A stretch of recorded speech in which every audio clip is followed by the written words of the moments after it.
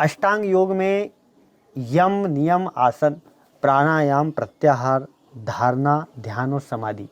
अष्टांग का मतलब ही होता है जिसमें 8 अंग हो। इसमें अष्टांग का यदि संधि विच्छेद करेंगे तो अष्ट धन अंग, अपनी स्वर संधि की दीर्घ संधि है। इसमें सगुण से निर्गुण तक जाने का व्यवस्थित मार्ग है सनातन धर्म। ध्यान तो अंतरंग अंगों में दूसरी स्थिति है, पहली स्थिति तो धारणा है। आपकी अभी धारणा ही नहीं हो सकती तो ध्यान तो बहुत बड़ी बात है। तो इसलिए नमस्कार, राधे राधे, जय गुरुदेव, हर हर महादेव। साथियों, जैसे कि आपसे महाराज जी से मैं सत्संग ली, अंकित बाबा से बहुत सारों ने सवाल किया, लेकिन आज मैं कुछ विशेष बुलेटिन लेकर आया हूँ, योग के संपूर्ण रहस्य। आज के बुलेटिन में आपको योग के संपूर्ण रहस्य मिलेंगे। योग संबंधी संपूर्ण जानकारी देने की कोशिश रहेगी। फिर भी कोई ऐसा मेरे से सवाल छूट जाता है योग के संबंधित, या आपके योग में कोई समस्या आ रही तो मुझे कमेंट कर सकते हो, व्हाट्सअप मैसेज कर सकते हो वीडियो की स्क्रीन। महाराज जी का अगर आपने पिछली वीडियो नहीं देखी, वीडियो की डिस्क्रिप्शन में पूरे वीडियो की प्लेलिस्ट डाला हूँ, और ऐसे महाराज जी एक प्लेलिस्ट चैनल पर डाली हुई है। ऊपर आई बटन भी उनके वीडियो के मैं प्लेलिस्ट दे रहा हूँ, वो आप दे सकते हैं, जिसमें महाराज जी कम से कम 7 से 8 बुलेटिन है और कुछ लाइव आए उसके भी वीडियो है। आज हम योग की संपूर्ण विधि, योग के संपूर्ण रहस्य जानने की कोशिश करेंगे। उससे पहले महाराज जी से प्रणाम करते हैं, फिर आज की सत्संग शुरू करते हैं। महाराज जी, मेरी तरफ से आप सनम दंडवत प्रणाम से करें। महाराज जी, जैसे योग की बात आती है तो योग के बारे में बहुत अलग अलग भ्रांतियाँ हमारे समाज में फैली हुई है योग के बारे में। जैसे कि एक हमारे जैसे बाबा रामदेव करवा रहे हैं योग, उसे भी योग कह रहे हैं। एक हमारे समाज में जो संत बैठे हैं उसे भी योग कह रहे हैं। योग की कई भाषाएं बनी हुई, कई प्राणायाम योग कह रहे हैं, उसको भी लोग योग कह रहे हैं। तो असलियत में योग है क्या, योग कहते किसे हैं? योग में मनुष्यों के, ऋषियों के विचार थोड़े अलग अलग हैं सबके। जैसे कि भगवान श्री कृष्ण को गीता में हम यदि देखते हैं तो भगवान श्री कृष्ण बोलते हैं योग कर्मसु कौशलम। कर्म की कुशलता का नाम योग है, कि कर्म करते जाएं और कर्म का बंधन भी ना हो, तो वो योग है। पर जैसे आज के समय में जो व्यायाम है, पूरक, रेचक, कुंभक है, योग की कई प्रक्रियाएं हैं, उनको योग आज के लोगों के दृष्टिगत बहुत ज़्यादा हो रहा है। तो यह जो योग है, हमारे 6 दर्शनों में एक दर्शन है योग दर्शन। तो पतंजलि ने इसका दिग्दर्शन बहुत अच्छे से दिया है। तो यह जो योग है, यह क्रिया योग कहलाता है। क्रिया योग, हाँ। तो तपस, स्वाध्याय, ईश्वर प्रणिधानी क्रिया योग, यानी आरंभ कहाँ से हो तो बोले कि तप से आरंभ हो, तप हो, स्वाध्याय हो और ईश्वर प्रणिधान हो।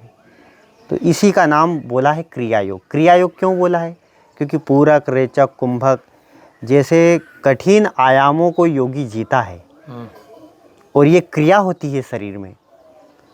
तो जैसे प्राण स्पंदन,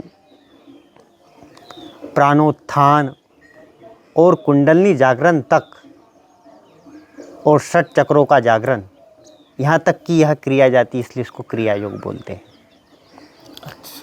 अब इसमें क्या है कि तपस्वाध्याय, ईश्वर प्रणिधानी क्रिया योग है। गठबंधन कितना अच्छा है सूत्र का। तप जो होता है वो शरीर के द्वारा होता है, और स्वाध्याय जो है वो वाणी का विषय है, वाणी का विषय, और ईश्वर प्रणिधान जो है वो मन के द्वारा होता है। तो शरीर, पहले तो शरीर को साधना पड़ेगा, फिर वाणी को, और फिर उसके बाद अपने मन को। तो तप से, वाणी से और अपना मन के द्वारा और वाणी के द्वारा, इन तीनों के द्वारा क्रिया योग की निष्पत्ति होती है, ऐसा बताया गया है। अब योग क्या है? तो योग कहा है योगस्य चित्त वृत्ति निरोध। चित्त की वृत्तियों का निरोध करना ही योग है, योगस्य चित्त वृत्ति निरोध। तो मूलतः तो चित्त की वृत्तियां का निरोध करने का नाम योग है।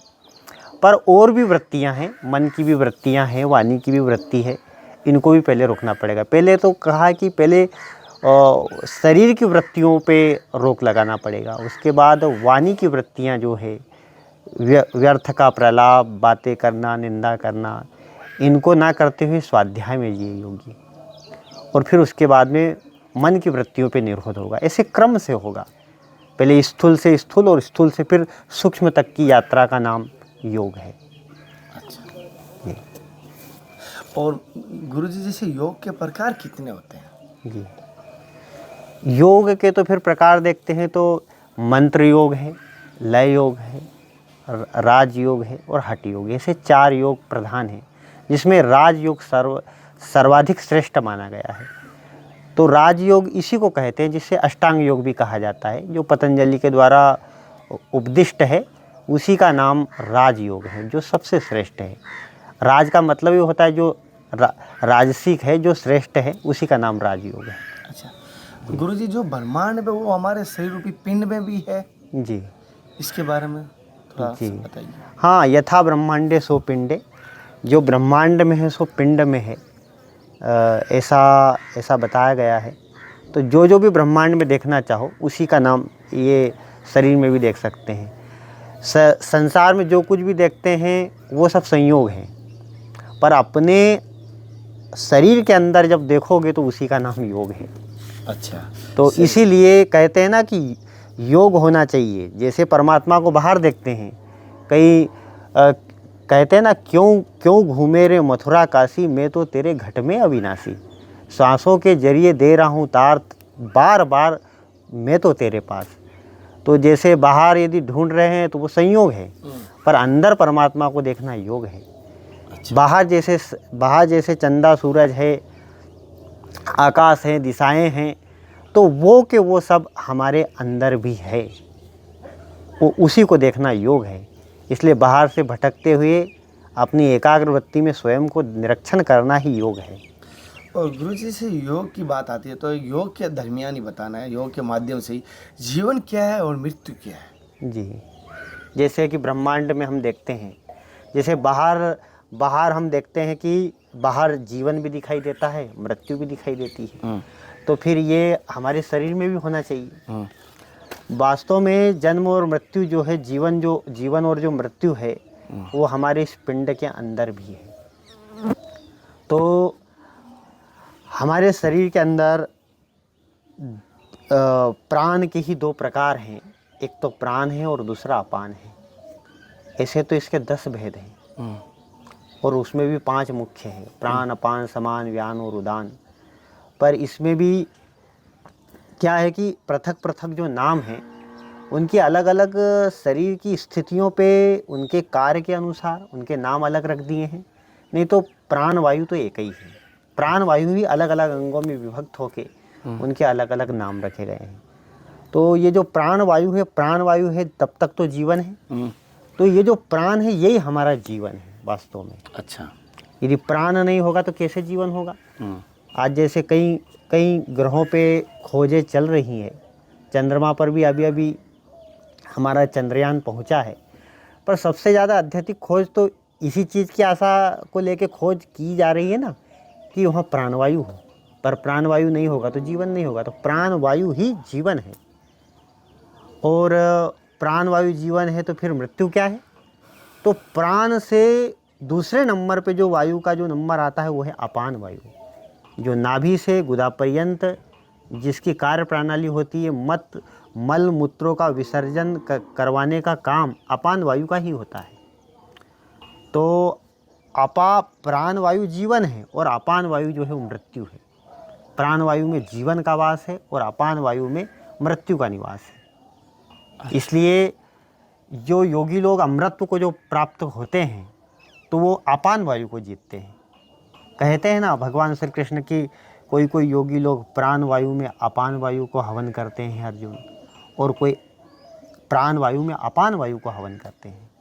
तो जब प्राण वायु में जब अपान वायु का जब ऐक्य हो जाता है, मिलन हो जाता है, तो योगी मृत्यु को जीत लेता है। जिसने अपान वायु को जीत लिया उसने मृत्यु को जीत लिया। और देखा जाता है कि मृत्यु जब आती है व्यक्ति की नज़दीक, तो सबसे पहले मल मूत्र ही बिगड़ता है उसका। कहते हैं ना कि बहुत बार किसी को लेटरिंग हो रही है, बहुत बार ज़्यादा यदि पखाना यदि जा रहा है तो पहले तो डाइजेशन ही बिगड़ता है, यानी अपान वायु ही बिगड़ती है कई लोगों की। तो अधिकतर ऐसे लक्षण देखे जाते हैं। तो प्राण वायु जिसने विजय प्राप्त कर लिया, क्योंकि प्राण वायु विजय प्राप्त करने से अपान वायु पर विजय प्राप्त करने से जो बिंदु जो शुक्र होता है उसका विजेता भी हो जाता है।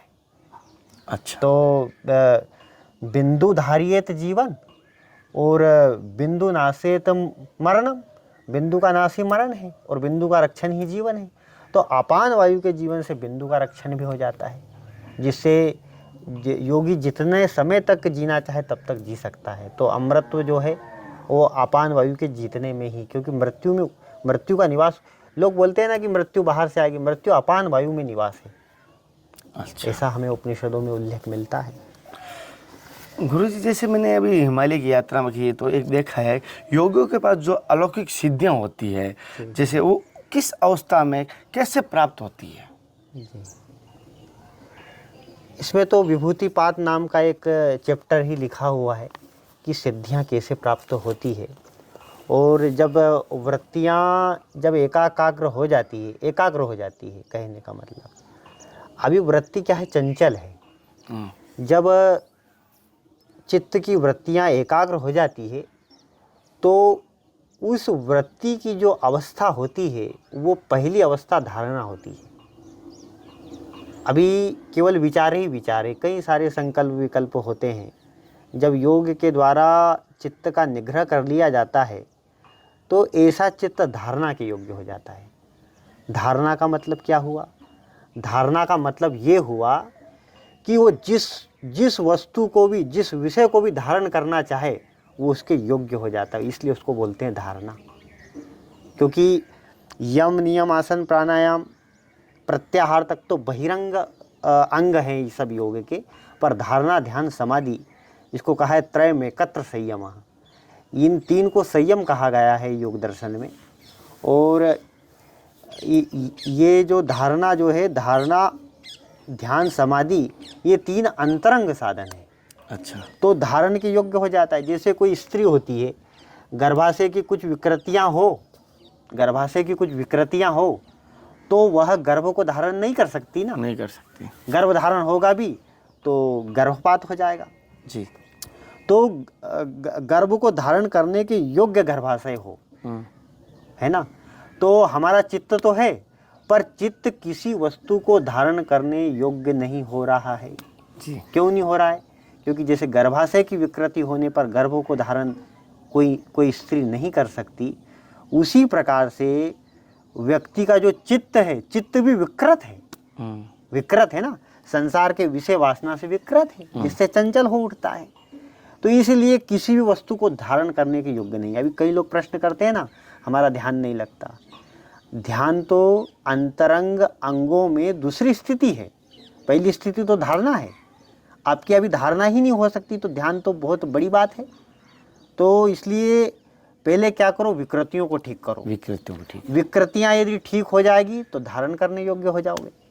तो इसलिए पहले विषय विकार और वासना से मन को अमल करना जरूरी है जी। मन स्थिर कब होगा? मन की स्थिरता का नाम ही तो ध्यान है। मन स्थिर कब होगा? बहुत प्राणायाम पूरक रेचक करने से, क्रिया योगों में जीने से, व्यायाम करने से, तुम कोई आसन लगा लो कि घंटों बैठे रहो, इससे ध्यान कभी नहीं लगेगा। ध्यान लगने की प्रक्रिया है कि पहले चित्त निर्मल होगा। चित्त निर्मल होगा तो ध्यान स्वतः स्वाभाविक होगा, लगाने की आवश्यकता नहीं होगी। अमल अचल मन त्रोण समाना, पहले अमल होगा मन, फिर अचल होगा। जहाँ अमलता होगी वहाँ अचलता अपने आप स्वाभाविक होगी, ऐसा नियम है। तो इसलिए पहले धारणा के योग्य हम चित्त को बनाएं। इसीलिए कहते हैं योग से चित्त वृत्ति निरोध, चित्त की वृत्तियों का पहले निरोध। अच्छा। तो सिद्धियों की बात थी। हाँ। कि सिद्धियां कैसे प्राप्त होती है। तो जब चित्त जब एकाग्र हो जाता है और जब धारणा के जब योग्य हो जाता है, धारणा के योग्य, अब धारणा के योग्य हो जाता है तो फिर किसी वस्तु को भी धारण कर सकता है। यदि चंद्र में संयम हुआ तो चंद्र के संबंधित जो भी सिद्धता है वो प्राप्त हो जाएगी। ये मस्तक में यदि आपने संयम किया तो कहा कि सिद्ध योगियों का दर्शन होता है।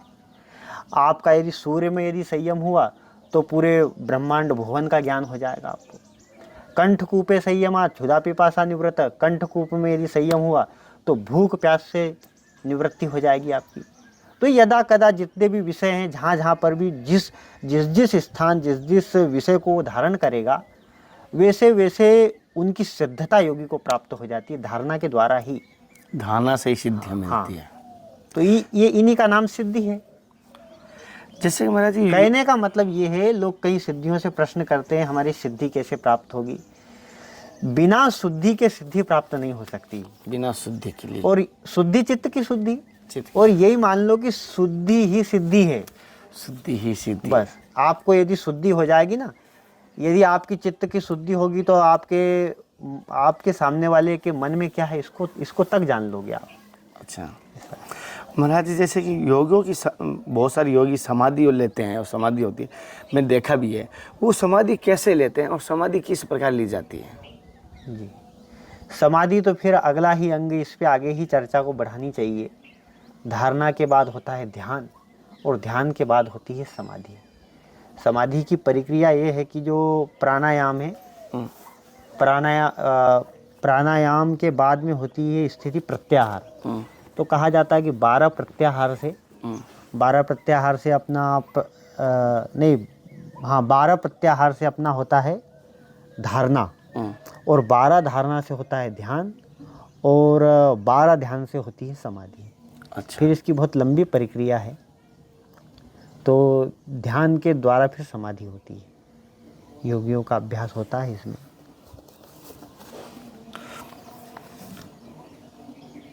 जैसे आपने समाधि ध्यान के बाद होती है, लेकिन एक चीज़ मन में वापस समाधि को लेकर सवाल आता है, समाधि कहते किसे और कितने प्रकार की होती है? हाँ, समाधि जो होती है, जब चित्त की अवस्थाएं हैं, मूढ़ अवस्था, क्षिप्त अवस्था, विक्षिप्त अवस्था, एकाग्र अवस्था और निरुद्ध अवस्था। तो एकाग्र अवस्था में तो हो जाता है ध्यान और धारणा हो जाती है। और जो निरुद्ध अवस्था जो चित्त की है, कि चित्त के सब व्यापार जो चंचल वृत्तियों के रूप में था, उस पर विराम जब लग जाता है, तो चित्त की जब निरुद्ध अवस्था होती है तो उसमें हो जाती है समाधि। तो जैसे निद्रा होती है ना, तो निद्रा में सारे विचार जब हट जाते हैं स्थायी रूप से, तो निद्रा हो जाती है। निद्रा और समाधि प्राय समकक्ष है, पर निद्रा और समाधि में इतना अंतर है कि निद्रा में व्यक्ति को ज्ञान नहीं रहता, अज्ञानमय अवस्था है, ना तो स्वयं का ज्ञान है ना संसार का ज्ञान है। लेकिन समाधि अवस्था में व्यक्ति को अपने स्वयं का बोध रहता है। अच्छा, मतलब बोधमय अवस्था है। और जैसे समाधि होती है तो समाधि एक निर्विकल्प अवस्था वाली समाधि होती है, और एक सविकल्प समाधि होती है। अब सविकल्प समाधि को ही अपनी सबीज समाधि भी कहा है, संप्रज्ञात समाधि। तो उसके फिर भेद हैं। तो वितर्कानुगत समाधि, विचारानुगत समाधि, आनंदानुगत समाधि और अस्मितानुगत समाधि। तो ऐसे 4 भेद हैं उसके। और फिर अंतिम अवस्था जो समाधि की है, जिसको निर्बीज अवस्था या निर्विकल्प समाधि कहा है, उसमें योगी जीवन मुक्त हो जाता है। अच्छा, ऐसा है।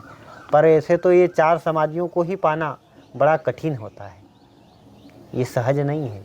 बड़े परिश्रम से और अपने तपस्या और पुरुषार्थ से ही कोई पाता है, और जन्म जन्म के कुछ सुसंस्कृत पुण्य होते हैं, तब कहीं जाके वो निर्विकल्प समाधि तक पहुंचता है।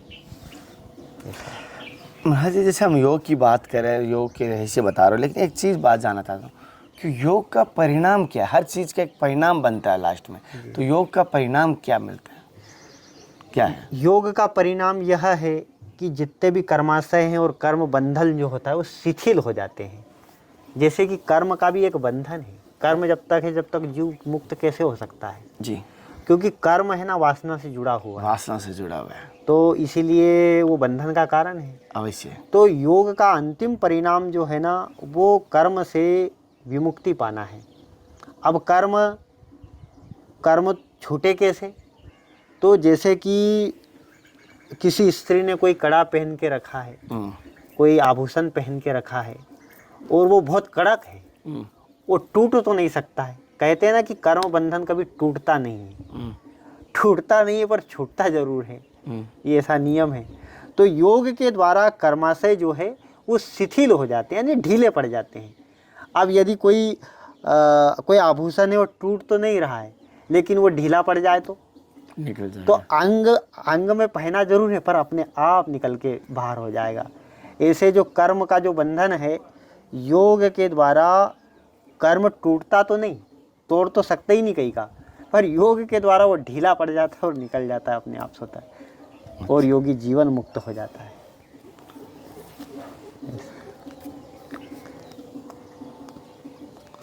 जैसे महाराज जी, जैसे कि इंगला, पिंगला, सुषुम्ना में 3 प्रधान नाड़ियाँ मानी जाती है, तो सुषुम्ना अधिक क्यों प्रधान मानी गई है? इसमें क्या महत्व रहा है इसको? जी, इड़ा, पिंगला और सुषुम्ना। हाँ। जो पिंगला नाड़ी है वो उसको सूर्य तत्व माना है और इड़ा नाड़ी जो है उसे चंद्र तत्व माना है। और सुषुम्ना, हाँ, और जो सुषुम्ना जो है वो अग्नि स्वरूप माना गया है। अच्छा। जैसे कि राम शब्द के बारे में एक ऐसा प्रमाण मिलता है हमें कि राम कौन है? तो रमन्ते इति योगिनः रामः, जिसमें योगी लोग रमन करते हैं उनका नाम राम है, उसका नाम राम है। अब राम क्या है? योगी लोग किस में रमन करते हैं? योगी लोग इसी इंगला, पिंगला, सुषुम्ना के संयोग में रमन करते हैं। तो मूलतः देखा जाए तो ये राम नाम का ही छेपक माना गया है। ये जो 3 नाड़ियों का जो समूह है ये राम नाम का ही समूह है। कैसे कि रामचरितमानस में गोस्वामी तुलसीदास जी ने बड़ा एक योग के बारे में रहस्य उद्घाटित किया है। वो इस प्रकार से है, कहा राम नाम के बारे में कहा कि ये राम नाम में आकार, रकार और मकार ये 3 तत्व क्या है? तो कहा कि बंधऊ नाम राम रघुवर को, मैं राम के नाम की वंदना करता हूँ। और कैसे करता हूँ? तो बोलो कि हेतु कृशानु भानु हिमकर को। ये जो 3 है, रकार, अकार और मकार, ये क्या है? तो कहा कि जो रकार है वो अग्नि स्वरूप है, रकार जो है वो अग्नि स्वरूप, और आकार जो है भानु, हेतु कृशानु भानु हिमकर को, जो आकार है वो अपना सूर्य स्वरूप है जी, सूर्य का बीज है। और जो मकार जो है वो अग्नि स्वरूप है जी। यानी राम में क्रमशः रकार, अकार, मकार अग्नि, सूर्य और चंद्र स्वरूप है, चंद्र स्वरूप है ना? है। अब जो नाड़ियाँ जो क्या है, नाड़ियों के स्वरूप क्या है? तो जो अपनी पिंगला नाड़ी है, पिंगला नाड़ी सूर्य स्वरूप है, ईड़ा नाड़ी चंद्र स्वरूप है, और जो अपनी सुषुम्ना नाड़ी है वो अग्नि स्वरूप है। तो राम नाम में भी इधर देखा जाए तो नाड़ियों में भी सूर्य स्वरूप, चंद्र स्वरूप और अग्नि स्वरूप 3 नाड़ियां हैं। और उधर रकार, अकार, मकार भी सूर्य स्वरूप, चंद्र स्वरूप और अग्नि स्वरूप है जी, है ना? तो योग का पूरा संयोग है इसमें। अच्छा। तो ये 3 नाड़ियों के जो बीज हैं और रकार के जो बीज हैं वो एक ही है। तो योगी लोग जिसमें रमन करते हैं वो है राम। अच्छा। तो सुषुम्ना में रमन करना राम नाम के शब्द में ही रमन करना है। अच्छा। यानी राम नाम शब्द है और राम नाम की क्रिया जो है वो ईड़ा, पिंगला नाड़ी, सुषुम्ना के क्रिया में संयुक्त योगी का होना राम नाम की क्रिया मात्र है जी, ऐसा है। तो जैसे सुषुम्ना नाड़ी, ईड़ा नाड़ी जो है, अपनी ईड़ा नाड़ी जो है वो तमस प्रधान है, उसको रात्रि में उसका संचार ज़्यादा होता है। ऐसे तो 3-3 घड़ियों से भी परिवर्तन होता है, तिथियों का भी उसमें समायोग होता है, बड़ा विज्ञान है उसका। और जो चंद्र नाड़ी, तो चंद्र नाड़ी और सूर्य नाड़ी, ये तो हर सामान्य व्यक्ति की भी चलती है, लेकिन कहा जाता है सुखमना नाड़ी का नहीं चलता। सुखमना नाड़ी हर व्यक्ति की नहीं चलती, अभी तक चली ही नहीं है सुखमना नाड़ी, क्योंकि सुखमना नाड़ी बिना प्रयास और बिना अभ्यास के एक गुरुगम्य साधना है। ये बिना गुरु के मार्गदर्शन और बिना अभ्यास के, बिना पुरुषार्थ के सुखमना नाड़ी नहीं चलती। उसका नाम ही है सुखमना, जिसमें मन अत्यधिक सुख पाए उसी का नाम है सुखमना जी। तो सुखमना नाड़ी में जब प्राण का जब संचार हो जाता है तो उसका ये होता है कि जितने भी मंत्र हैं वो उसमें सिद्ध अवस्था को प्राप्त होते हैं। ऐसा होता है जैसे कोई व्यक्ति स्नान किया हुआ नहीं है जी। स्नान किया हुआ नहीं है और वो नदी में यदि स्नान कर लेता है तो शुद्ध हो जाता है। तो ये तीनों नाड़ियों का नदी का स्वरूप कहा है। क्यों? क्योंकि नदी भी बहती है और ये भी प्राण के स्वरूप बह ही रही है, इसलिए इसको गंगा, यमुना और सरस्वती भी कहा है। सरस्वती साक्षात सुखमना नाड़ी है। तो जैसे नदी में नहाने से शुद्ध हो जाता है व्यक्ति, ऐसे सुखमना नाड़ी का उदय हो जाता है और उसमें हर एक मंत्र सिद्ध हो जाता है। अच्छा। सुखमना नाड़ी में प्रत्येक मंत्र सिद्ध अवस्था को प्राप्त होता है। यदि सुखमना नाड़ी आपकी चल रही हो और कोई भी मंत्र का जाप करो तो सिद्धावस्था को प्राप्त होता है। आपने जो वचन बोल दिए वो सिद्ध होंगे ही होंगे, ये सुखमना नाड़ी का प्रताप है। अच्छा। ऐसा है। महाराज जी, जब योग की बात आती है हमारे समाज में एक और योग के बारे में चर्चा चलती है, संतों के बीच में भी चलती है, योगियों के बीच, अष्टांग योग। तो अष्टांग योग क्या है? अष्टांग योग के बारे में थोड़ा मार्गदर्शन करें। अष्टांग योग में यम, नियम, आसन, प्राणायाम, प्रत्याहार, धारणा, ध्यान और समाधि। अष्टांग का मतलब ही होता है जिसमें 8 अंग हो। इसमें अष्टांग का यदि संधि विच्छेद करेंगे तो अष्ट धन अंग, अपनी स्वर संधि की दीर्घ संधि है इसमें। तो इस प्रकार से तोड़ेंगे तो जिसमें 8 अंग हो उसी को अष्टांग योग कहते हैं। अच्छा। अब यम नियम, तो यम नियम तो व्यवहारिक के धरातल भी प्रत्येक व्यक्ति को पालना जरूर है ना। सत्य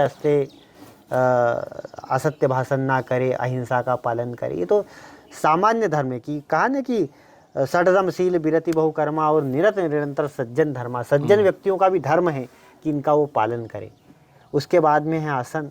आसन मतलब जिसमें शरीर की सारी वृत्तियों को समेट करके एक आसन पे स्थिर रह करके अभ्यास किया जा सके, उसका नाम है आसन।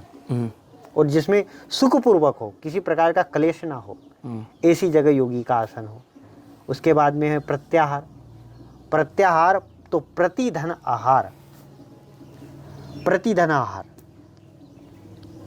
तो जो प्रतिदिन जो इंद्रियां जो विषयों का जो आहार ग्रहण करती है उस पे रोक लगा देना, उसी का नाम है प्रत्याहार। जैसे कहते हैं ना, कोई एकादशी, कोई व्रत वगैरह रहते और आहार नहीं लेते हैं तो वो व्रत होता है। वास्तव में व्रत तो ये है। अच्छा। इंद्रियों की जो वृत्तियों पर जो विषय उन्मुख जो वृत्तियां जो है उनकी वृत्तियों पर रोक लगा देना ही वास्तविक व्रत है। वास्तविक व्रत। जैसे कि एकादशी है ना, अभी चलो ये चर्चा आ गई तो बहुत अच्छी बात है। हमारी संस्कृति जो है सगुण निर्गुण पर दोनों पे चर्चा करती है, पर सगुण से निर्गुण तक जाने का व्यवस्थित मार्ग है सनातन धर्म। अब जैसे कहते हैं ना कि एकादशी करने से मोक्ष की प्राप्ति होती है, पर कैसे होती है उसको बड़ा आध्यात्मिक निर्णय पर जानना आवश्यक है। क्या केवल एक दिन अन्न छोड़ देने से क्या मोक्ष की प्राप्ति हो जाएगी? और वेदव्यास की लेखनी में लिखा हुआ कि व्यक्ति का जन्म मरण छूटता है, तो कैसे छूटता है? वास्तव में एकादशी को हमको समझना पड़ेगा, उसके वास्तविक स्वरूप को समझना पड़ेगा ना, तभी तो होगा। अब एकादशी क्या है? 5 कर्मेंद्री, 5 ज्ञानेंद्री और 11वीं इंद्री है मन, जो इस 10 इंद्रियों में प्रधान होती है। तो 11वां मन है ना प्रधान, तो मन भी इंद्री है। तो 5 कर्मेंद्री, 5 ज्ञानेंद्री और 11वें मन पे जो रोक लगा देता है, जो जितेंद्री हो जाता है। 11 का मतलब एकादशी का तो वही होता है ना, 10 और 1 11। तो ऐसे 5 कर्मेंद्री, 5 ज्ञानेंद्री और 11वें मन पे जो रोक लगा देता है, जो इस पे संयम साध लेता है, उसकी एकादशी हो गई। और जिसका इसका संयमन नहीं है उसकी एकादशी हो ही नहीं है अभी। तो जो जितेंद्रिय हो जाएगा वो तो मुक्त हो ही जाएगा। जी ऐसा है गुरु जी, जैसे कि आज के समय में हाँ, आगे थोड़ा सा रह गया था, आगे ये प्रत्याहार है। प्रत्याहार के बाद में धारणा, ध्यान और समाधि, इसके विषय में तो जान ही लिया अपन ने। जी तो ऐसे 8 अंगों से युक्त है पूरा अष्टांग योग। अच्छा महाराज, जैसे कि योगी की बात करते हैं, आज के समय में बहुत ही दुर्लभ कहता हूँ, बहुत ही जिसको दर्शन हो जाए योगी की बड़ी बात है, लेकिन बहुत कम होते हैं। जैसे मैं हिमालय की यात्रा की, कह नहीं सकता 3-4 संतों को छोड़ के, बाकी योगियों के संतों के दर्शन नहीं होते। चाहे हिमालय जाओ चाहे गिरनार जाओ, बहुत कम होते हैं। ये आज के समय इतने संतों के दर्शन कम क्यों होते हैं योगियों के? योग जो है, योग की सिद्धता जो है वो कपूर के डल्ले के समान है। यदि कपूर को यदि बाहर करोगे ना तो वो उड़ जाएगा, ख़त्म हो जाएगा।